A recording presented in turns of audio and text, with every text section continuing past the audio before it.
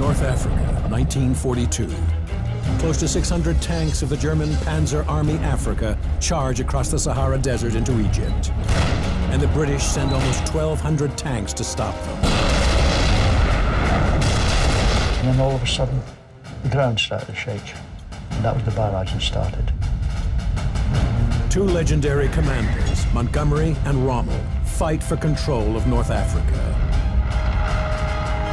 There was only one thing left for us to do, to harm the enemy as much as we could. The stakes couldn't be higher, and the fighting is ferocious. This is El Alamein, one of history's greatest tank battles. If it is a place called hell, I should imagine it couldn't be any worse than what that was. It was an inferno, a scene I haven't forgotten to this day.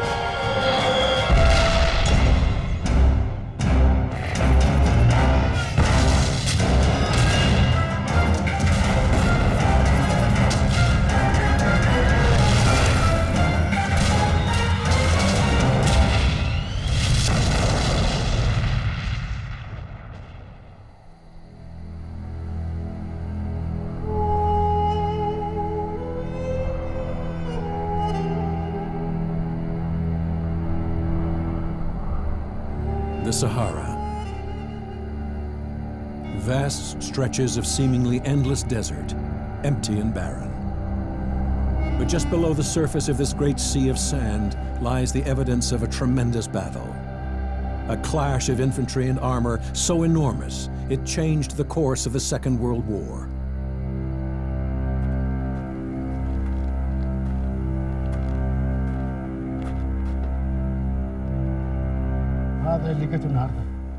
This is what I found today. This is a German shrapnel from airplanes, and this is British. This is a German bullet because it is made of steel. If it was English, it would have been made of copper.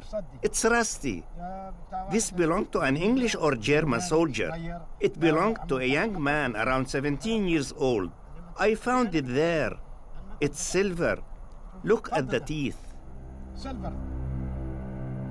All this area was used by the German army. The English were 5 kilometers from here. The Germans would fire east, and the other side would fire back at them. There were armies everywhere.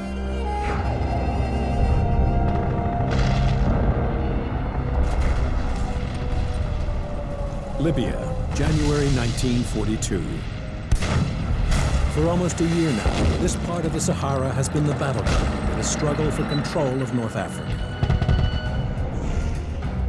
On one side is the German-Italian tank force, the Panzer Army Africa. Its mission is to seize the Middle East oil fields, giving the Third Reich an endless supply of fuel for its war machine. On the other side is the well-supplied British 8th Army, relying on sheer numbers and strong defenses to stop the Germans. The British are up against one of the most brilliant commanders of the war, Field Marshal Erwin Rommel, the Desert Fox. Throughout 1941, he keeps catching them off guard with lightning-fast surprise attacks.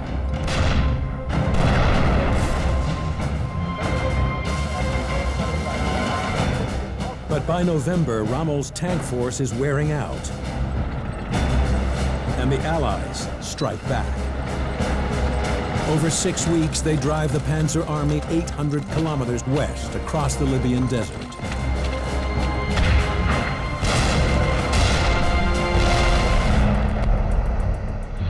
By late January, Rommel is down to 228 tanks, 139 Panzer IIIs and IVs, and 89 Italian tanks, infamously known as metal coffins. The British have more than 400 tanks, including 160 Valentines, and more than 230 medium Crusaders. The Allies appear to have the Panzer Army on the ropes. But Rommel isn't finished yet. As he writes in his memoirs, It was clear to us that the British would try to destroy our army with all the means at their disposal. Our southern flank lay wide open and they had a large choice of possible operations to choose from. A constant threat would hang over our supply lines, but the British were not to have the chance of exploiting their opportunities. For I had decided to strike first. The plan is pure desert fox. Push southeast through the unoccupied desert. Then swing north, hitting the overextended British flank. Spearheading Rommel's attack are formations of the Panzer Mark III Special. It's designed for tank-to-tank combat, with 50 millimeters of frontal armor. But it is the Mark III's armament that gives it the edge, with a 50-millimeter main cannon, able to fire armor-piercing rounds at ranges up to 650 meters. In early 1942, the British 8th Army has nothing that powerful. Our long 5-centimeter guns were outgunning the English ones. They didn't have long barrels at that time yet. Their guns had shorter barrels, and that meant less penetrating power. They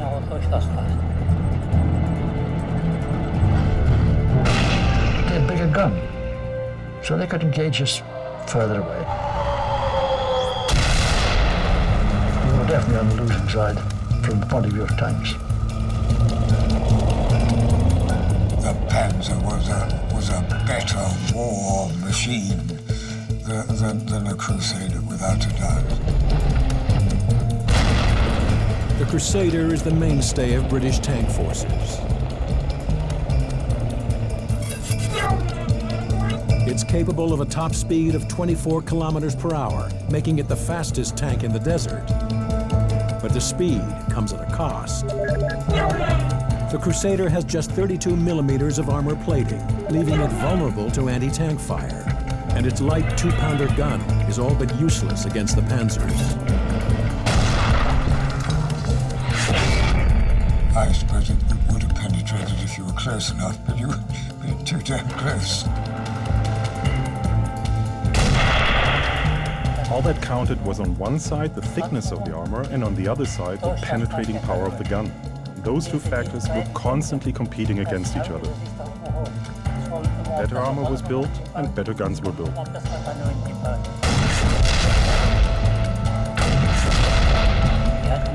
They only had the Cruiser II, Cruiser IV, and the Crusader, and they were basically extinct. Rommel is betting his 228 Panzers can beat more than 400 British tanks. And on January 21st, 1942, he attacks. In the vanguard is gunner Wilhelm Hagios with the 15th Panzer Division. We went uphill for a bit, just a few meters.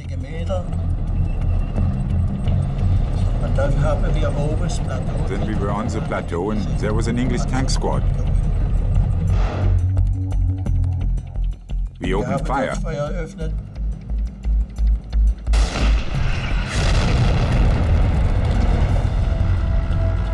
We destroyed 2 tanks at a distance of about 1,000 meters. And then we suddenly spotted a Crusader approaching our firing line from the right side.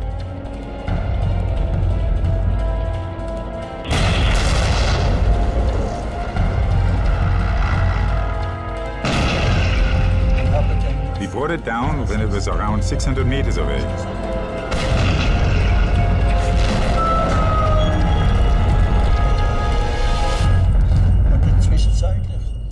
In the meantime, the colonel was yelling over the radio, "Shoot, shoot!" The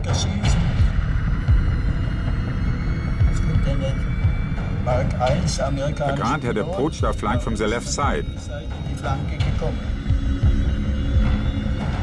And the colonel was yelling, "To the left!"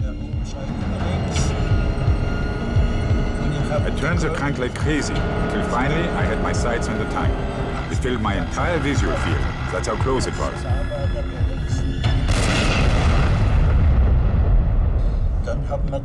And I brought it down right away with 2 shots. That danger was averted.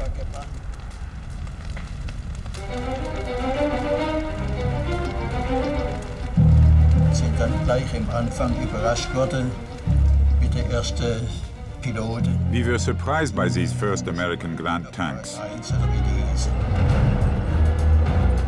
The Grants, which arrived from the US just weeks before, joined the Crusaders on the battlefield as the newest addition to the British arsenal. The Grant was a very good tank, and we first got the Grants just before the Battle of Alamein, and it was a turning point, take it from me. To get those tanks, wow, it was like somebody giving you a pocket watch, you know. It was the thing. The Grants are a major improvement over the fast but vulnerable Crusaders. They have 51 millimeters of frontal armor, providing greater protection for their 6-man crews. But its most unique feature is its powerful side-mounted cannon, a weapon that provides the Allies with an effective countermeasure against flanking attacks by German panzers.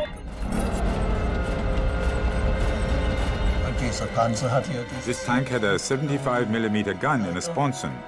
That was a disadvantage for us.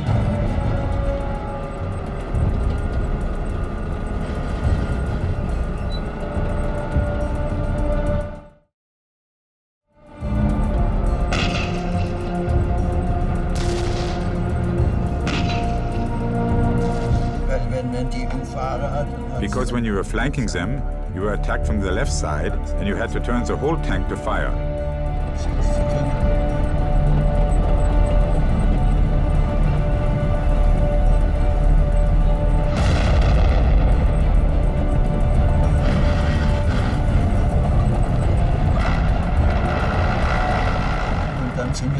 And if there were other tanks in front of you, you would show them your broadside while turning.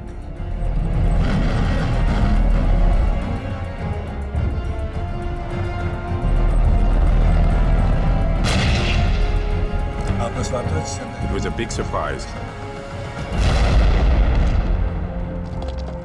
But even the new Grant tanks aren't enough to stop Rommel. His flanking attack catches the 8th Army by surprise.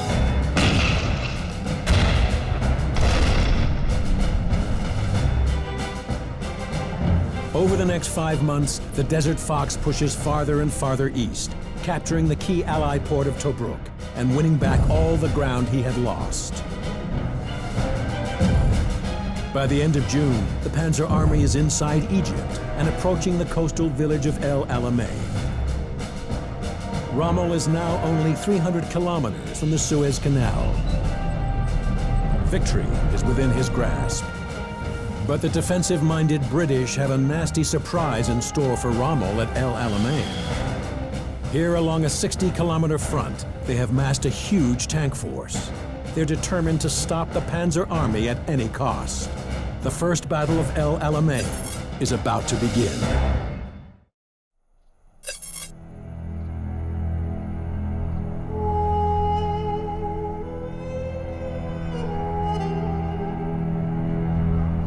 El Alamein, Egypt. A remote desert outpost on Africa's north coast. Today, little evidence remains of its turbulent past.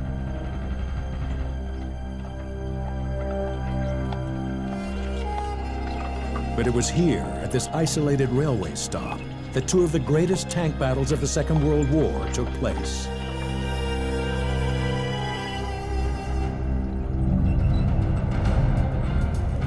June 1942. For 5 months, Erwin, Rommel, and the Panzer Army Africa have been fighting their way east, intent on overrunning British-held Egypt, swinging north, and seizing the oil fields of the Middle East. Rommel's advance has reached El Alamein. He is now just 300 kilometers from the Suez Canal, but the fighting has worn down the Panzer Army. We had lost a lot of tanks during the battles in Libya and Egypt.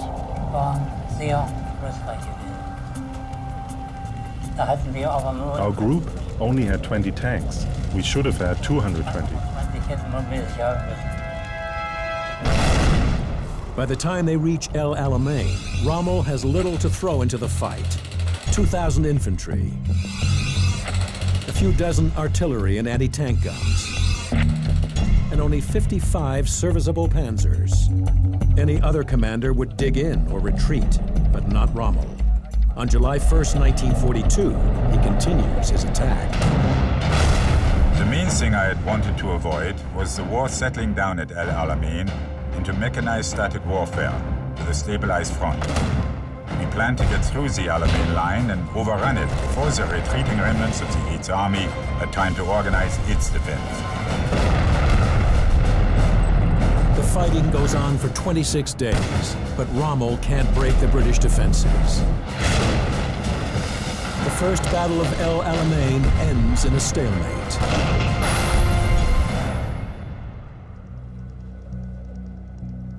The battle has been costly for Rommel. His Panzer Army desperately needs men, armor, and supplies. The German army in El Alamein was on the ropes. The biggest problem in the desert was a lack of water. You were always lacking water. It was even worse in El Alamein. It was now 1,500 kilometers to the standpipe, and every drop had to be transported by road. Rommel's rapid advance across North Africa has left him a long and vulnerable supply line. Reinforcements, fuel, ammunition, food, and water must be trucked 2,000 kilometers to the front.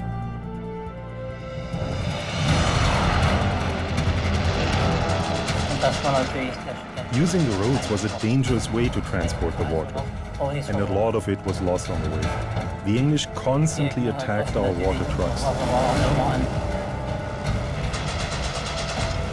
By late July, the Germans are losing 80% of their supplies to Allied air attack. In August, the 8th Army receives 500,000 tons of supplies, including 368 new tanks, and a new commander, Lieutenant General Bernard Montgomery. Rommel's time is running out. He can't keep pace with the Allies' rapid resupply. On August 30th, he risks one last attack, hoping to catch the British off guard and force them to retreat. It's a nightmare from the start. 256 German tanks advance towards tanks of the British 7th Armored Division and get bogged down in a minefield. Rommel, trying once again to outflank the British, orders his panzers to swing northeast and attack the Alamein ridge. Leading the attack are 27 of the Germans' new Panzer Mark IV Specials. Equipped with a high-velocity 75mm gun, the Panzer IV Aus F2 is the most powerful tank on the battlefield. The Mark IV is well protected, with 50mm of frontal armor. But its heavy armor comes at a price. Each tank weighs 23 tons and burns 470 liters of fuel per day. Fuel that has to be trucked across long and vulnerable supply lines. Rommel is betting that his superior panzers and mobile tactics can quickly take the ridge before his fuel runs out. But Montgomery is ready for him, with 400 tanks and 200 anti-tank guns.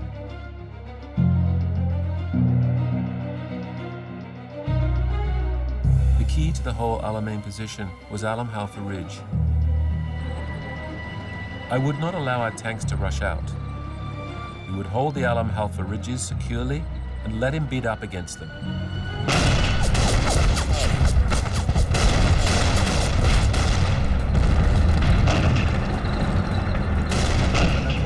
The first evening when we got there, we had a shotgun battle with some English tanks. It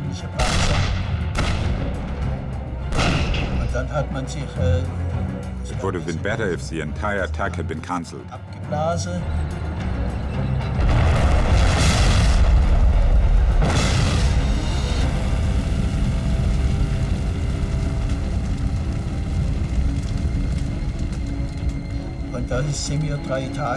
And we got bombarded by artillery and low-flying planes for 3 days.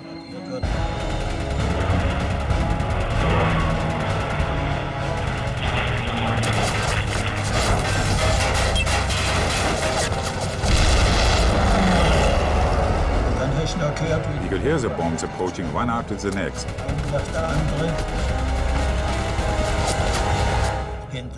But nothing happened to us.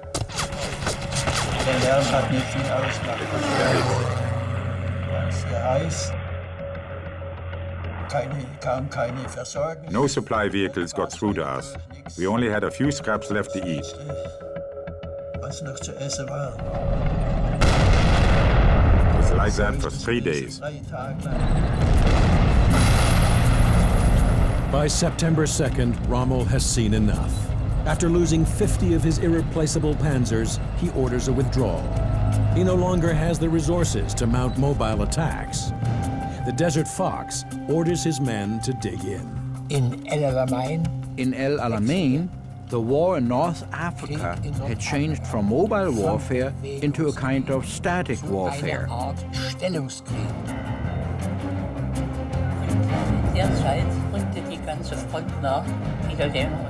The entire front was moving up, and the new front line was now between the mosque in El Alamein and the Katara Depression.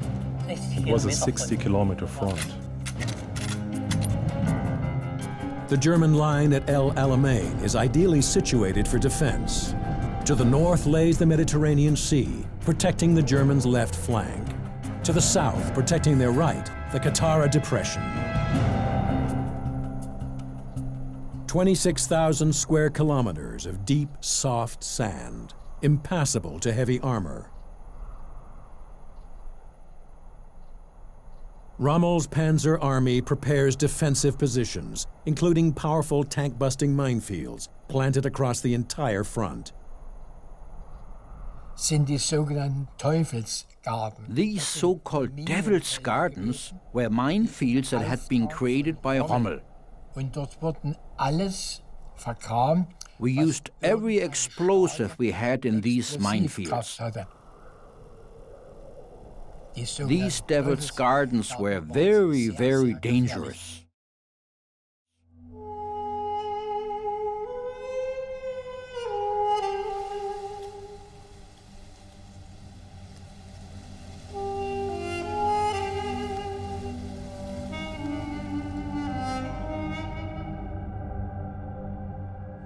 This area is called El Mitariya.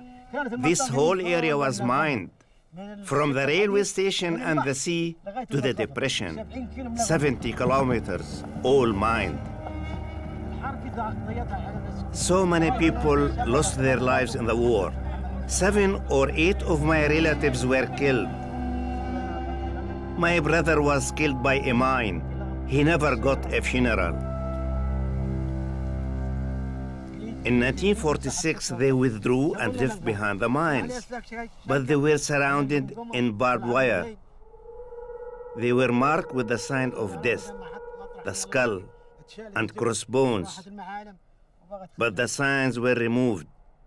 The mines are still here, and there will never be an end to that.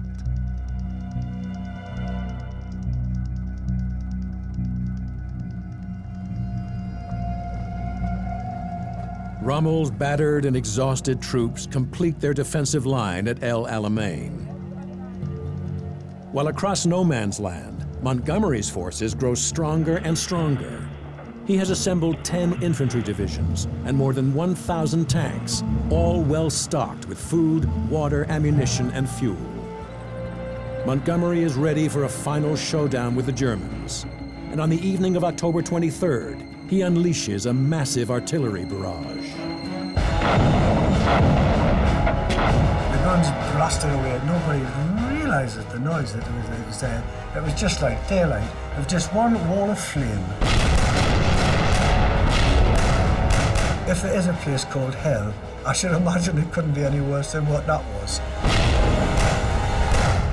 The Second Battle of El Alamein, one of the largest armored battles of the Second World War, has begun.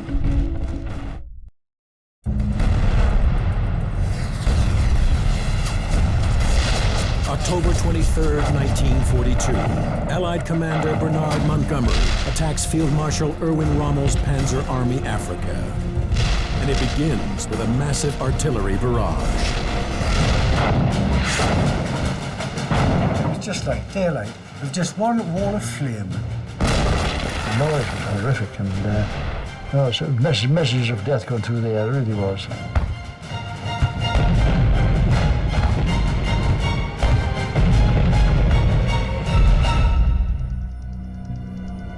Montgomery follows up with 700 tanks in a three-pronged armored attack. 2 in the center and south are diversions intended to pin down the bulk of the Panzer Army. But Montgomery's main force will attack German lines in the north, aiming to occupy the Coast Road and the strategically important Kidney Ridge.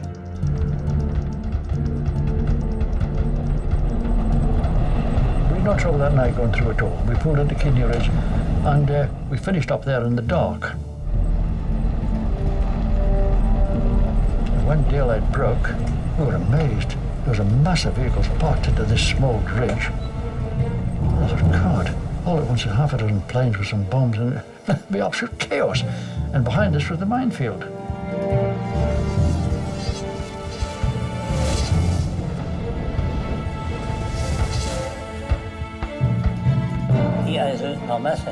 They had 5 or 6 times the number of tanks that we did.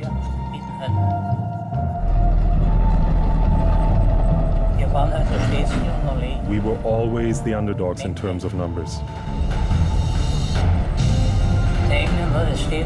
The English started their attacks with 300, 400, 500 tanks, while we had only about 50. That was the ratio at the time. The German defensive line on Kidney Ridge is thin. 1 regiment of 600 infantry, 18 anti-tank guns, and 47 panzers. The British attacked them in force, fielding 150 tanks of the 2nd Armoured Brigade. Then the order came through that we went up on the ridge and did a bit of shooting.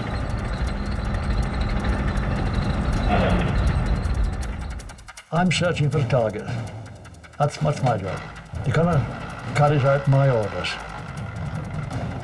There's so much dust flying about, that is really chaos.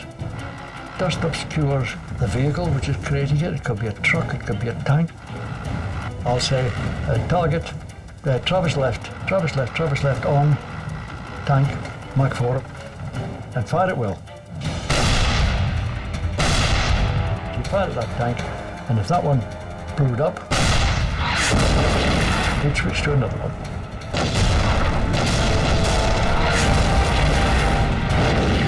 I was wounded right on the first day. We got hit immediately in the early morning.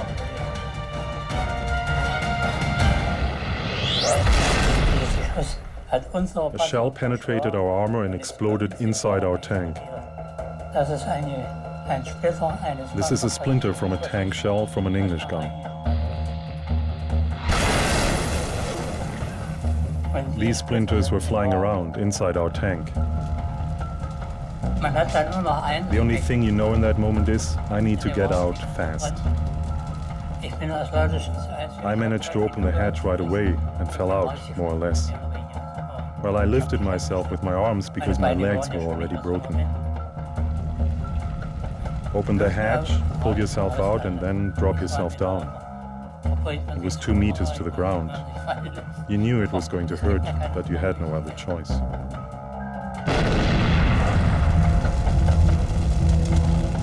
The heavily outnumbered Germans have one big advantage over the British.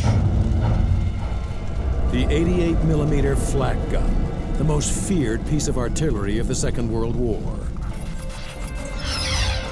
The 88, a modified anti-aircraft gun, accurately fires high-velocity anti-tank rounds that can penetrate the heaviest armor, even at distances of more than 2,000 meters.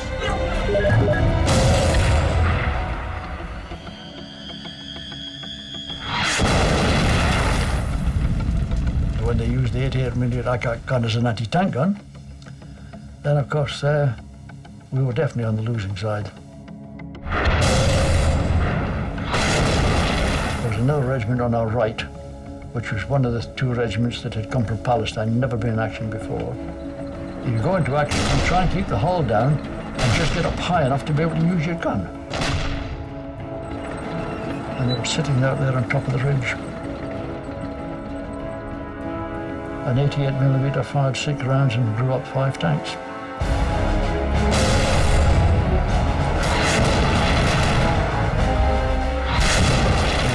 3,500 feet a second. You could see the shells screaming across the ground.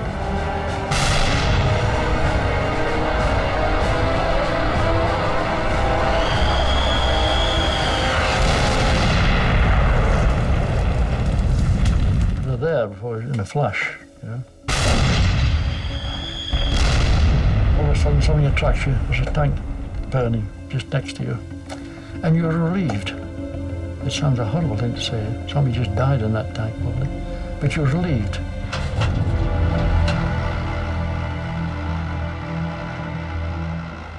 Because you know from your gunnery experience that half a degree on that sight, and it was you.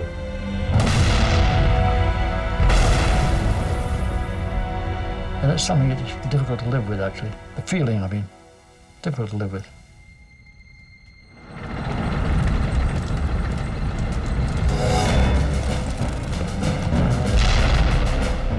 By the end of the first day of battle, Montgomery's tank forces had made only modest gains at a cost of 1,600 casualties and 120 tanks. But Kidney Ridge remains in German hands. Montgomery now prepares for an even larger attack. One he hopes will break Rommel's stubborn Panzer Army Africa for good.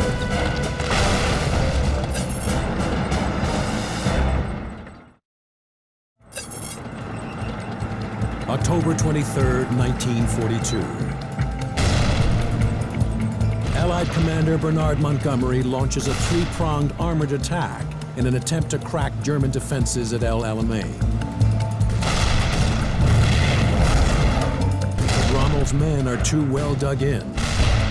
The attack fails, even though Montgomery's forces outnumber Rommel's 2-to-1. The central advance has stalled near Ruisat Ridge, and hundreds of British tanks are trapped in German minefields. The next day we sat around, we were shelled fairly frequently. It was artillery shelling mainly, so we were all right in the tanks.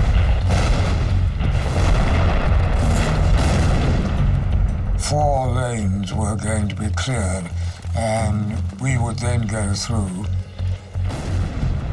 But of course, it didn't go completely to plan. The poor sappers were being machine gun killed. Eventually, we got the all clearance to go. We got through, we got what we thought out of the minefield. The tapes had vanished. And when the tapes vanish, you're supposed to be free. This is the whole battalion, you know. This is 57 tanks following in line and opening out. We went down into the wadi, came along and went up onto the other side. We got onto the ridge. As soon as we got up the other side, we couldn't get over the top because he was firing straight at us.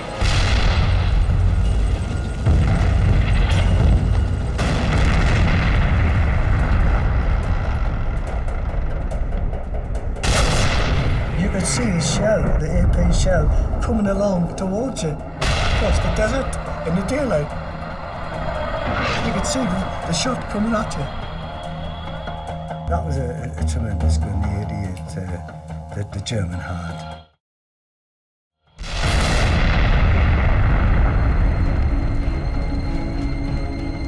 We then start taking on the anti-tank guns firing the HE. Fired well, all our aim, and machine gunning.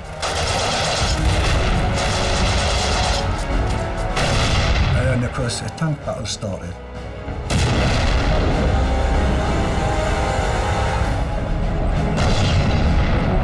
We lost 3 or 4 tanks before you could say Jack Robinson, you know, got blown up, you know. You're just there, you're weighing it all up, you know. Then again, the next thing, up went my tank. And what? We struck one of our own mines and went sky high.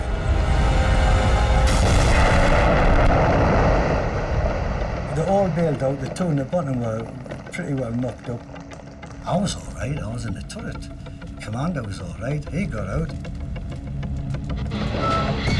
I jumped out, pretty smartish, and when I landed down here's a Alamein between my feet. I jumped out and I thought to myself, well, how lucky can you get? Mayhem going on. Lovely moonlight night, and what happened? Getting a lamplight I came across, dropping all these flares, and he saw all these tanks all nicely in a straight line, and he started dropping bombs.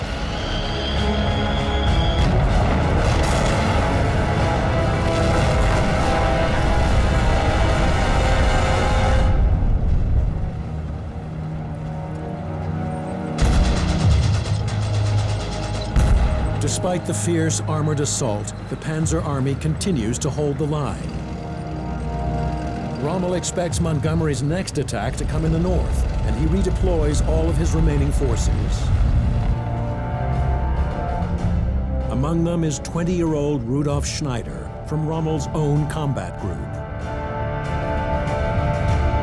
Und wir hatten dort am 25. On the night of October 25th, we took position in an area that was very flat. Und das Gebiet ist ja sehr, sehr eben. In the east, you could see the rising sun. Die Sonne blendet. The sun blinds you. Am Geräusch, The noise, the rumbling, was our only indication of the enormous number of vehicles and tanks that were approaching us. Auf uns zurollen. Und wir haben erlebt, wie praktisch aus dem Osten. And we saw 400 or 500 British tanks approaching the German lines from the east. Englische Panzer auf die deutschen Linien zurollten. Es war absolutes Abwehrfeuer verboten. We had strict orders not to fire until the British armor was as close as 800 to 1200 meters from our lines. An die deutschen Linien rangefahren. Before that, there was absolute silence. The hundreds of approaching tanks include the Allies' newest weapon, a tank so fast and powerful that it would soon become the best-known piece of mobile armor of the Second World War.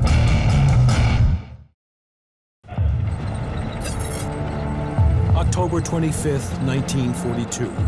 The Allied offensive at El Alamein enters its 3rd bloody day, and the cost on both sides has been enormous. But despite his mounting losses, Montgomery continues to order wave after wave of massive armored assaults directly into the thin German line. We saw 400 or 500 British tanks approaching the German lines from the east. Circa 400-500 englische Panzer auf die deutschen Linien. German tanks were approaching us. At the time, we didn't know that these were Shermans. Sherman Panzer, ja.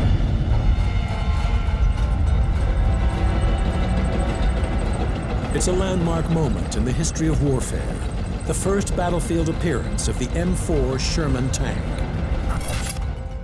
Outfitted with 51 millimeters of frontal armor, the Sherman weighs an incredible 30 tons.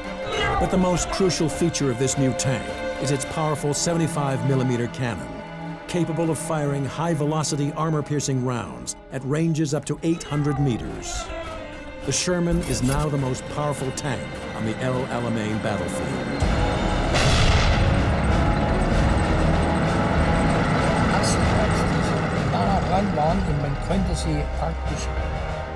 We waited until they were visible to our naked eyes.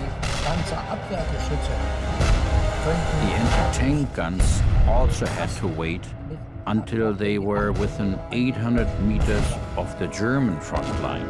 And then the Inferno erupted.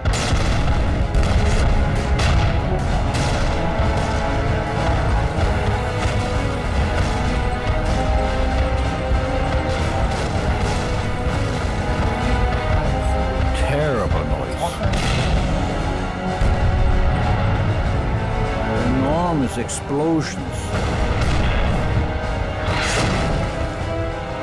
Terrible screaming.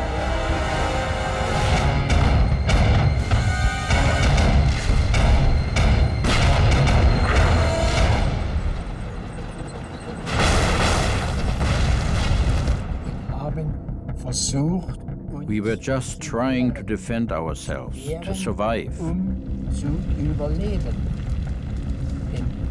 the tanks were still approaching our lines.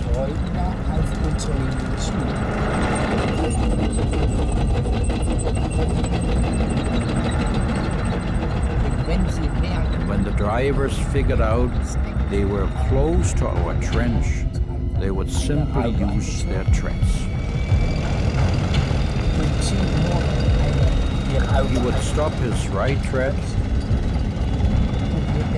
which would rotate his tank to bury our soldiers in dirt.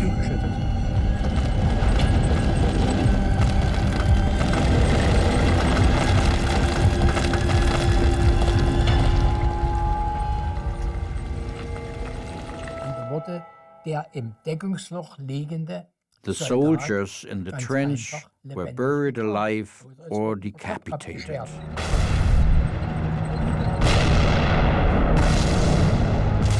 Afterwards, you're just glad to have survived.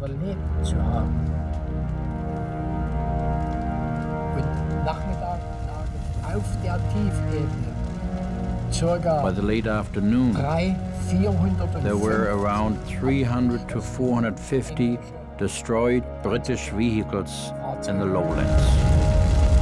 They were burning. Wounded men were all around.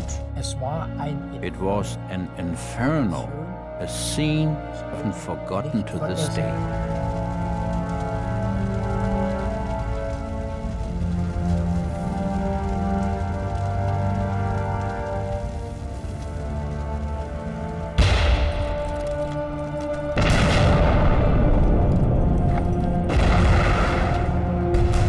Rommel's exhausted Panzer Army holds the line for the next 5 days. But by the 1st of November, the Germans are down from 500 tanks to just 35. Montgomery finally has the Panzer Army on the ropes. He now launches Operation Supercharge, another all-out attack meant to break Rommel's line once and for all. I knew that we couldn't win anymore, and there was nothing left for us to do. On the morning of the 5th, we only had 8 tanks left, and we weren't going to get any more. We knew that this was the end of the Africa campaign, but nobody would talk about it, not a word. In terms of equipment, this was inevitably the end of the German army. The fighting goes on for 2 more days, until Rommel, with only 12 panzers remaining, finally orders a retreat, ending the Second Battle of El Alamein. It's the first major Allied victory of the Second World War, and comes at a steep price on both sides.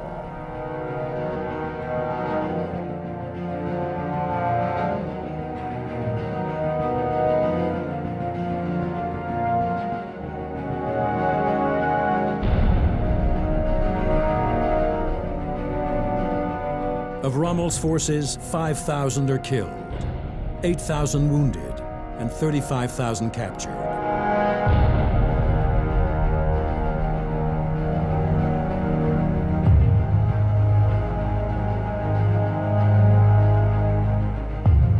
Montgomery's losses include 2,300 killed and over 2,200 missing.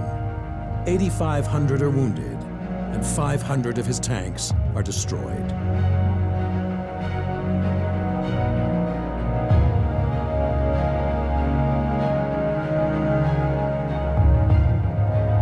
I've seen life just so cheap, just flip, you know, flip away, you know, and you get hardened to it.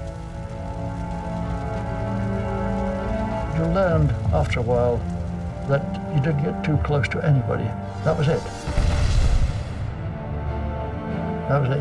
You just had to live. You had to carry on. You were a survivor, and that was it. One Christmas in the desert, up comes the Padre. We've been killing people all day. Come on, lads, let's sing a few carols. Peace on earth, goodwill to men. I'm afraid, I'm sorry, Padre, not for me. And my religion was knocked out of me.